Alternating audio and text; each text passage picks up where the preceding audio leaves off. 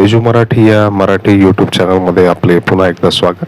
आपण सर्वच जण जाणतो या परीक्षेसाठी पालक असतील किंवा विद्यार्थी असतील, हे आपल्या पैकी कोणीतरी घरातील व्यक्ती असते किंवा कोणी नातेवाईक असतात किंवा शेजारचे काही विद्यार्थी असतात. यांची मेहनत आपण वर्षभर जवळून बघत असतो आणि त्याचमुळे आपल्याला यांच्या दुःखाची जी सीमा आहे ती समजू शकते. याच्यामध्ये जो काही भ्रष्टाचार आपल्याला म्हणता येईल किंवा जो काही भ्रष्ट मार्ग अवलंबून ही परीक्षा प्रक्रियाच धोक्यात आणण्याचा जो प्रयत्न ज्या कंटकांकडून करण्यात आलेला आहे, त्यांना लवकरात लवकर जास्तीत जास्त शासन व्हावे यासाठी आता प्रयत्न करणे गरजेचे आहे. कारण की मागील 3 वर्षात 2दा परीक्षा ही रद्द करण्यात आलेली असून ही भारतासारख्या एका मोठ्या देशाला लाजिरवाणी बाब आहे की साधी एक परीक्षा आपल्याला नीट घेता येत नाही. तर आपण या ठिकाणी थोडासा एक अभ्यासपूर्ण एक विश्लेषण तुमच्या समोर ठेवण्याचा प्रयत्न करतोय की ज्याच्यामध्ये आपल्याला लक्षात येईल की केव्हा ही पुनर्परीक्षा होण्याची शक्यता आहे.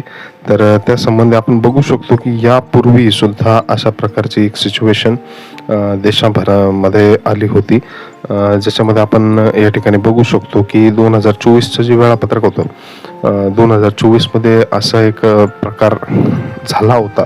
त्यावेळेस मात्र सर्वांची पुनर्परीक्षा नव्हती, मात्र जो काही पुनर्परीक्षा झाली होती त्याच्याबाबतचे डिटेल्स आपण बघूया. 2024मध्ये जी मुख्य परीक्षेची तारीख होती ती होती 5 मे 2024. यंदाच्या वेळेस ती आहे 3 मे, म्हणजे जवळपास सारखंच होतं. निकाल जाहीर होण्याची तारीख होती 4 जून. 4 जूनला ती तारीख जाहीर होणार होती, परंतु या ठिकाणी काहीतरी गडबड झाली आणि काही विद्यार्थ्यांचे मार्क जास्त येत होते किंवा अशा प्रकारचं जे काही सिच्युएशन आलेली होती त्या अनुषंगाने निकालानंतर या प्रकारची जी पुनर्परीक्षा आहे ही घेण्याची विनंती, म्हणजे हे जे मॅटर आहे सर्वोच्च न्यायालयापर्यंत गेलं होतं आणि त्या याच्यानेच नॅशनल टेस्टिंग एजन्सीने काही विशिष्ट विद्यार्थ्यांसाठी पुनर्परीक्षा आयोजित केली होती, जी की 23 जून 2024ला अपडेट करण्यात आली होती. म्हणजे निकालानंतर 20 दिवसानंतर ही परीक्षा घेण्यात आलेली होती आणि निकालाची तारीख 30 जून अशी आपल्याला लक्षात येते.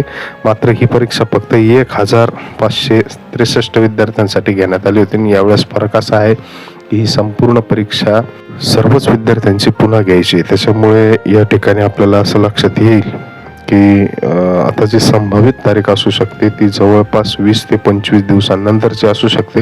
हा प्रकार काल घडलेला आहे. कालची तारीख होती 12. त्याच्यामुळे अशी शक्यता आहे की जूनच्या पहिल्या आठवड्यात ही परीक्षा असण्याची दाट शक्यता आहे. अशाच खूप साऱ्या अपडेटसाठी आपल्याला आताच चॅनल सबस्क्राईब करून ठेवायचं आहे. कारण सर्वच विद्यार्थ्यांना मी सांगू इच्छितो की हा फक्त एक अंदाज आहे, त्याच्या दृष्टीने आपण काढलेला आहे.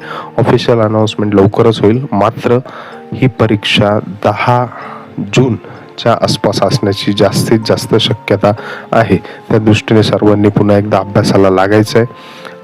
ते असंच आहे की चूक कोणाची आणि शिक्षा कोणाला, तर त्या पद्धतीने ठीक आहे. मग विद्यार्थ्यांनी खचून न जाता, पालकांनी खचून न जाता पुन्हा एकदा परीक्षा द्यावी अशी सर्वांना विनंती. आपल्याला काय वाटते हे आपण कमेंट सेक्शनमध्ये नक्की मेन्शन करावं. धन्यवाद.